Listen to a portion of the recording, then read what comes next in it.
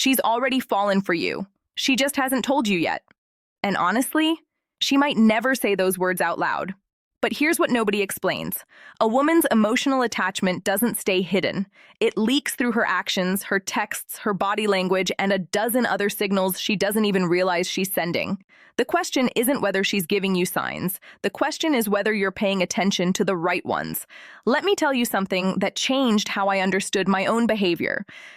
A study from Northwestern University found that women can feel genuine romantic attachment within the first few interactions with someone, but take an average of 3 to 6 months longer than men to verbally express those feelings. 3 to 6 months of feeling something intensely while pretending it doesn't exist. Why do we do this? Because admitting attachment first feels reckless. It feels exposed. And for women specifically, cultural conditioning has taught us that showing too much interest too soon makes us look desperate, clingy, or emotionally unstable. So we hide it. We convince ourselves we're being smart and strategic while our behavior screams the opposite. Here's the part that should interest you. I've been on both sides of this. I've been the woman hiding feelings so well I almost convinced myself they weren't there. And I've watched my friends do the same thing, sometimes for months, sometimes for years, all while the men in question remained completely oblivious. The tragedy isn't that women hide their feelings. The tragedy is that men miss the signals because they're waiting for words that may never come. So today, I'm pulling back the curtain, not on what women say when they're attached, but on what they do. Some of these signs are going to seem minor until I explain the psychology behind them. Others are going to make you rethink every interaction you've had with the woman in your life right now.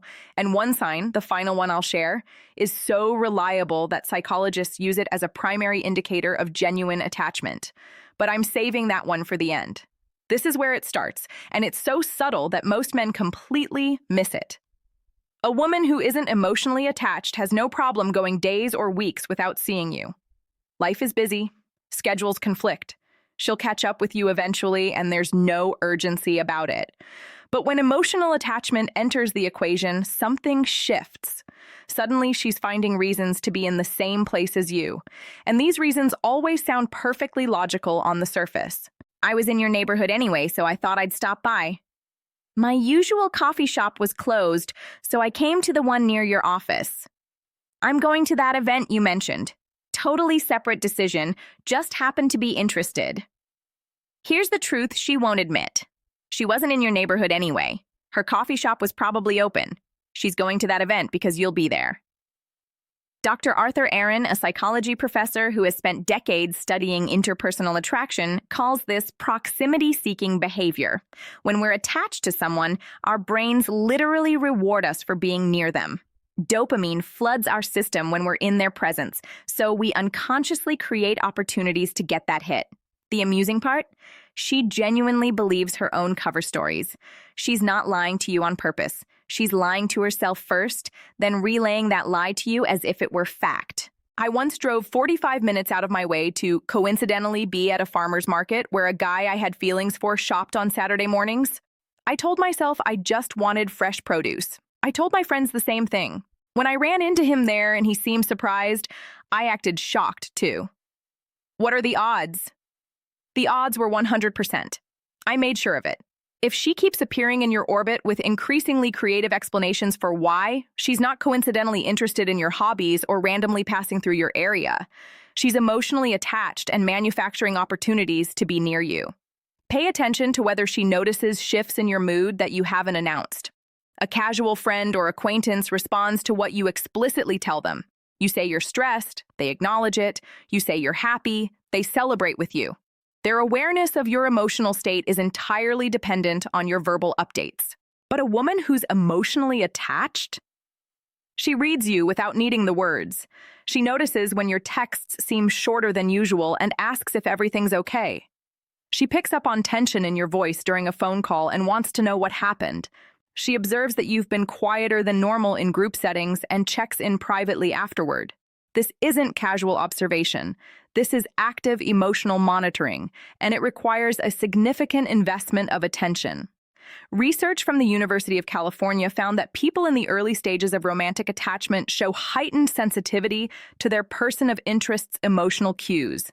Their brains are literally scanning for information about that person's well-being, processing it faster and more thoroughly than they would for anyone else. She's tracking you because your emotional state has become relevant to her emotional state. When you're upset, she feels unsettled. When you're happy, she feels lighter. Your moods have started affecting her moods, and that connection didn't happen by accident. The clearest indicator of this? She remembers emotional details you mentioned in passing and follows up on them later. You told her 2 weeks ago that you were nervous about a presentation, and she texts you the morning of to wish you luck.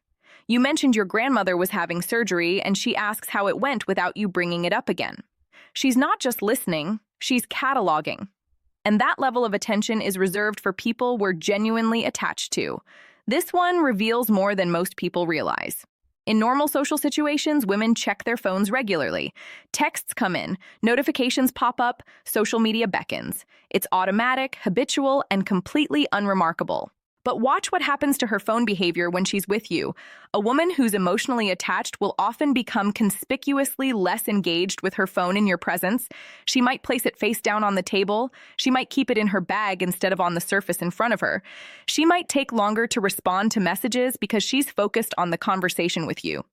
This happens because her brain is prioritizing. You've become more interesting and more important than whatever notification just came through. Her attention wants to be on you, so her phone becomes a distraction she's actively minimizing. The flip side is equally telling. When you're not together, does she respond to your messages faster than seems reasonable? Does she seem to be available whenever you reach out, as if she'd been waiting? Does she type responses that are longer and more thoughtful than the situation technically requires? A 2020 study on digital communication patterns found that response time and message length are reliable indicators of emotional investment. We put more effort into communicating with people we care about, and that effort shows up in measurable ways. One of my friends once admitted to me that she kept her phone on silent for everyone except one specific person.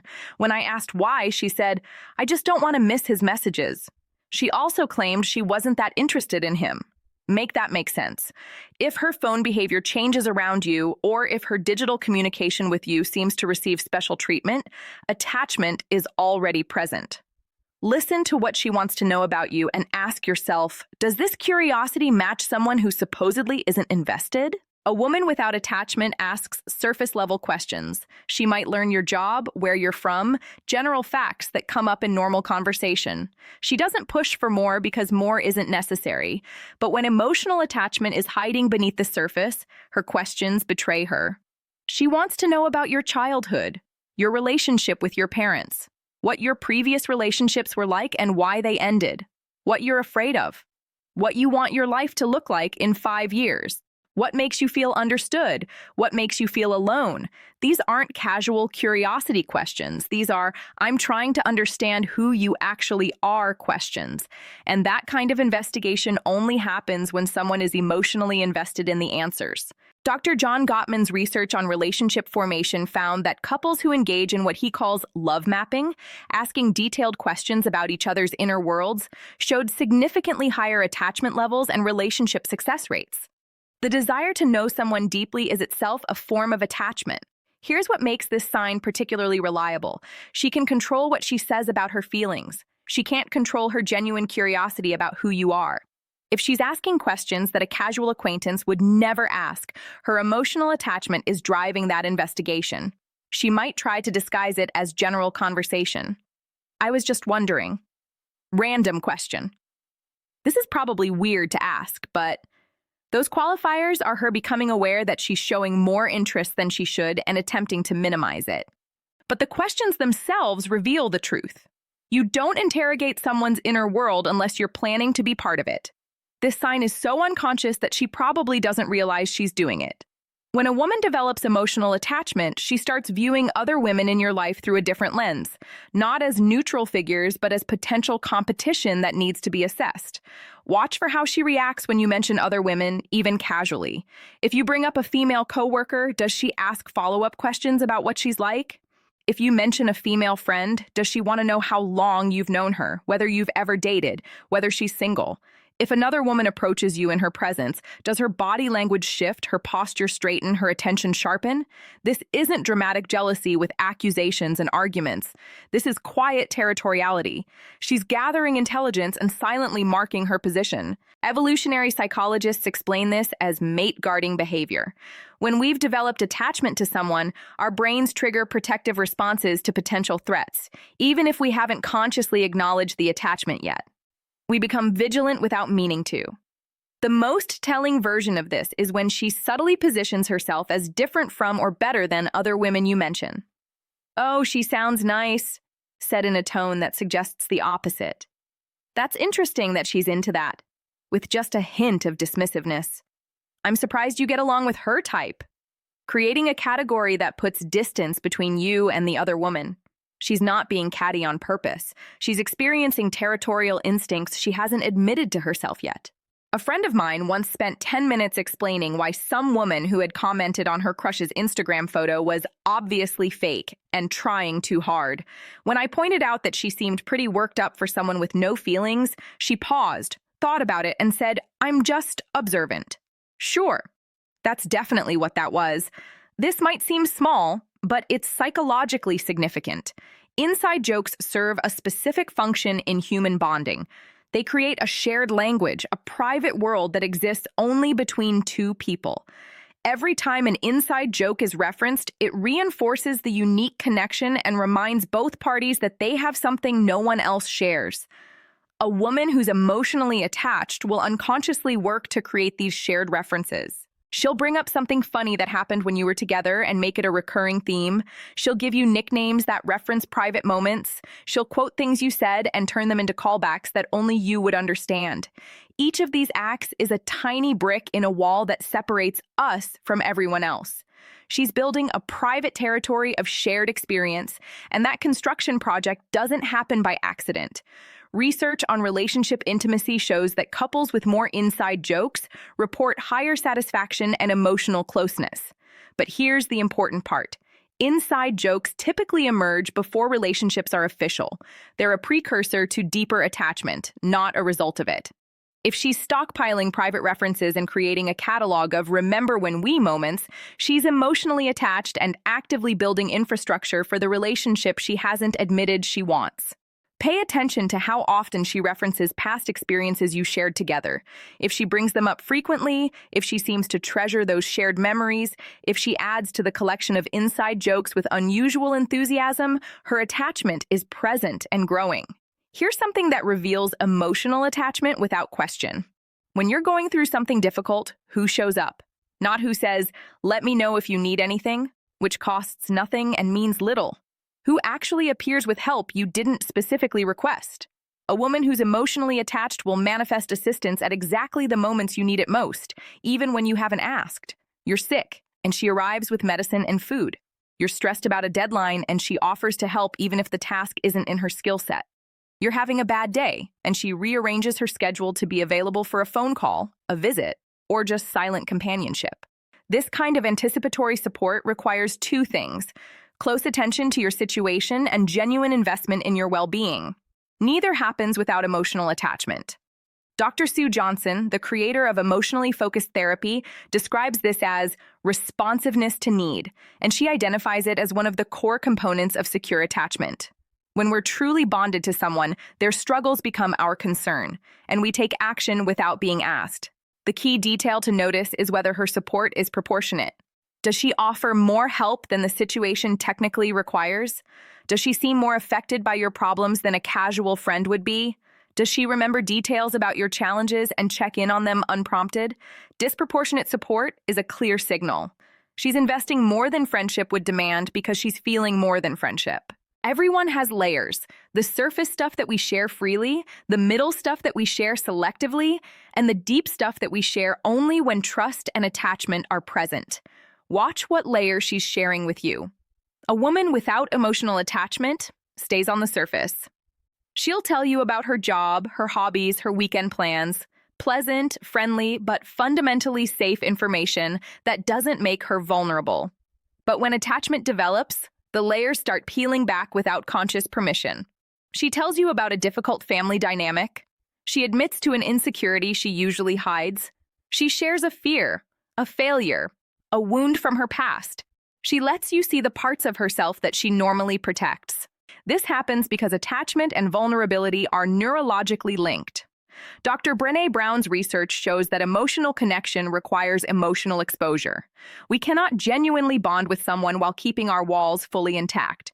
So when a woman finds herself lowering her defenses with you, it's because attachment has already made her feel safe enough to risk it. The clearest signal? She shares something and then immediately seems surprised at herself.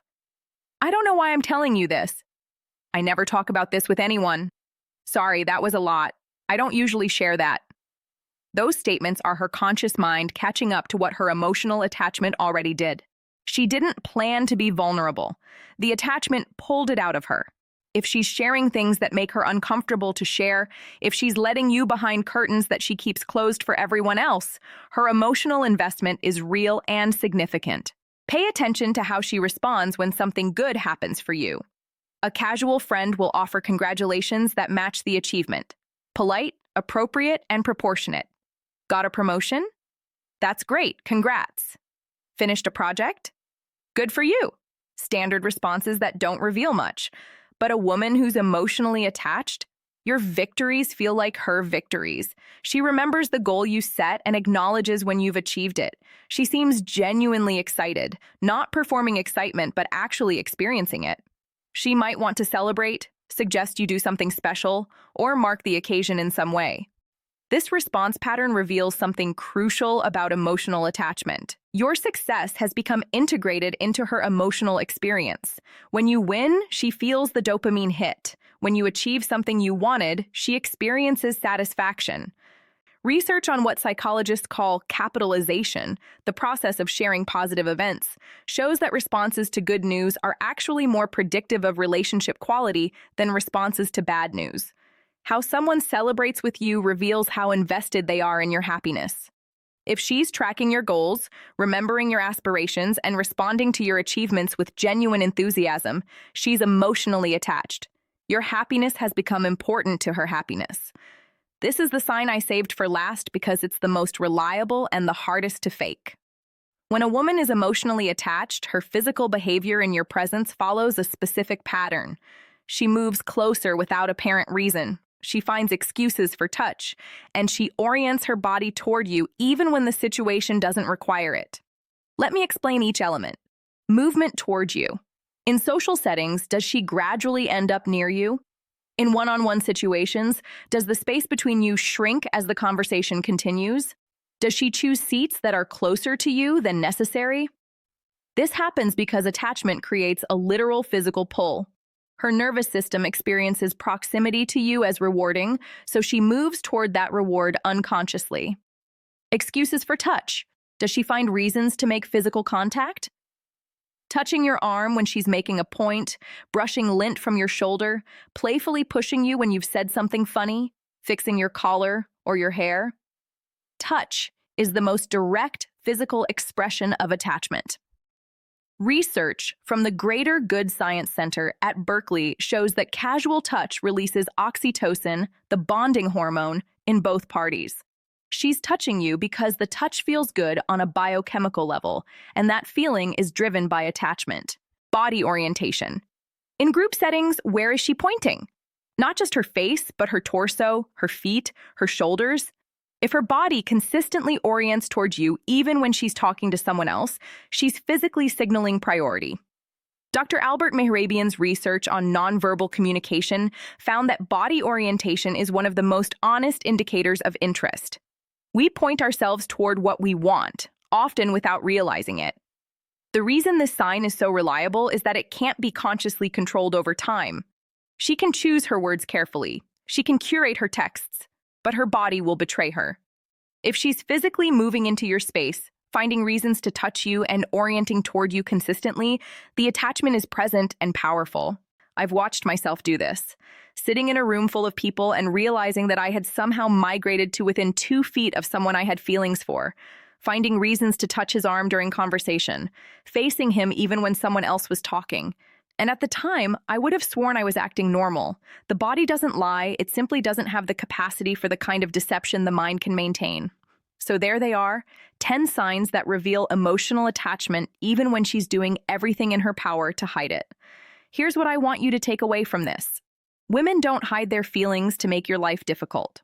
We hide them because vulnerability is frightening, because admitting attachment means risking rejection, and because we've often been taught that showing too much interest gives away our power. But attachment can't be fully hidden. It shows up in how we seek proximity, how we ask questions, how we respond to your victories and your struggles, how our bodies move and position themselves around you. The signals are there if you're paying attention. The woman in your life right now, the one you're wondering about, she's probably giving you half of these signs without realizing it. The question is whether you're going to wait for words that may never come, or whether you're going to trust what her behavior is already telling you. And here's the deeper truth. Once you understand that she's attached, what you do with that information is up to you. You can meet her where she is. You can create the safety that allows her to stop hiding. Or you can keep waiting while both of you pretend not to feel what you're actually feeling. Your choice. Now that you understand what she's hiding emotionally, let's talk about what she's hiding in other ways. Because emotional attachment isn't the only thing women keep private. There are specific things she wants you to do, things she thinks about regularly, things that she would never in a million years say out loud, but desperately wishes you already knew. I made a video breaking down 7 of these hidden desires, the things women secretly want men to do but will never verbally request. Some of these are going to surprise you. A few might actually shock you. And understanding them could completely change the dynamic of your relationship. That video is on your screen right now, and if you thought this video was revealing, that one takes it to another level entirely. I'll meet you there.